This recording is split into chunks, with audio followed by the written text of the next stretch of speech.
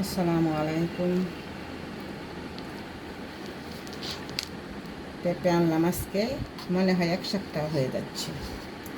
পেঁপেটা কিন্তু পাকে নাই।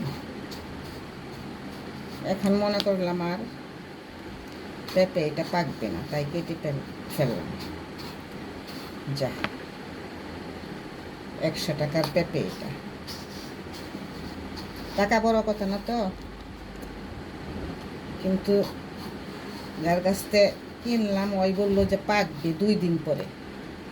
এখন তো দেখি অনেক দিন হয়ে গেল, পাকলো না তো। মনে হয় এরকম খেলে ভালো লাগবে, মিষ্টি লাগবে, এটা মনে করে কেটে ফেললাম। দেখি ইনশাল্লাহ কেমন লাগে, মিষ্টি হয় কি হয় না। কাটলাম।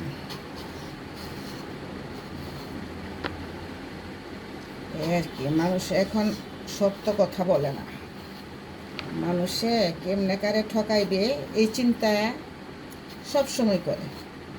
কিন্তু দুনিয়াতে যে মানুষ ঠকাইলে মানুষকে আখেরাতে যে ঠকতে হবে এই চিন্তাটা কেউ করতেই চায় না, ভাবতেই চায় না, এক মুহূর্তের জন্য ভাবে না।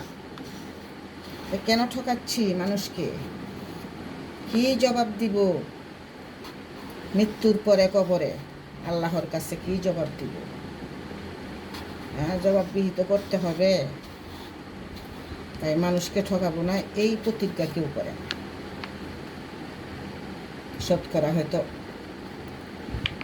95 মানুষজনই মিথ্যাবাদী, 5% হইতে পারে যে সত্য বলে, যারা আল্লাহকে ভয় করে।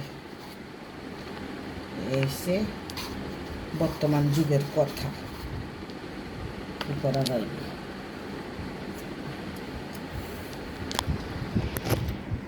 বিদায় নিলাম, আল্লাহ হাফেজ।